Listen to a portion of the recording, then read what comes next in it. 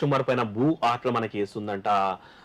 Jubilee hills లో ఓ plot సంబంధించినటువంటిది కేసులో సంతోష్ కుమార్ పైన అయితే కేసు నమోదు చేసిందంట నవయ్య ఇంజనీరింగ్ కంపెనీ. ఇక్కడ దాదాపు survey number Banjara Hills road number 14లోని 129/54లో 1350 చదరపు గజాల స్థలాన్ని సంతోష్ కుమార్, అదే మన ఎంపీ సంతోష్ కుమార్, రాజ్యసభ సభ్యుడు జోగినిపల్లి సంతోష్ కుమార్ కబ్జా కూడా చేసిండ్రు అన్నటువంటి నేపథ్యంలో భూ ఆక్రమించినటువంటిది ఓ కేసు అయితే బుక్ చేశారంట.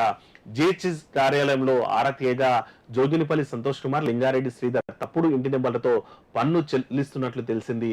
దీనిపై బంజారాహిల్స్ సబ్ రిజిస్టర్ కార్యాలయంలో సంప్రదించగా సంతోష్ కుమార్, శ్రీధర్ పోర్జరీ నకిలీ పత్రాలతో భూమిని కబ్జా చేసేందుకు ప్రయత్నించినట్టు తెలిసిందని చింతామాధవ్ తన ఫిర్యాదులో పేర్కొన్నారంట. అయితే ఈ భూ కబ్జాకు నాకు ఎలాంటి సంబంధం లేదు, మేము ఎలాంటి కబ్జాలు చేయలేదు, మేము అది కొన్న స్థలం అన్నటువంటిది కూడా చెప్పారంట.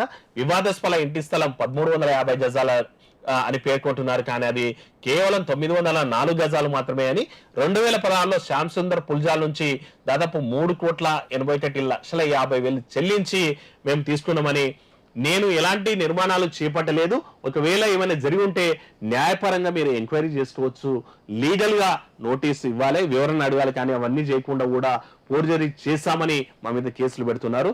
ఇది కుట్రపూరితంగా నా మీద, నా పార్టీ మీద జరుగుతున్నటువంటి కుట్ర అని కూడా సంతోష్ ఆరోపించినటువంటి నేపథ్యం ఉంది.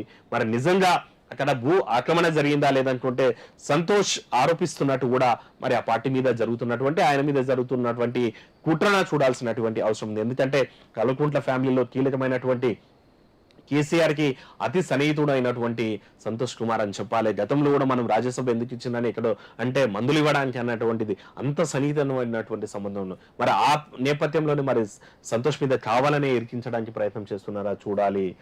ఇక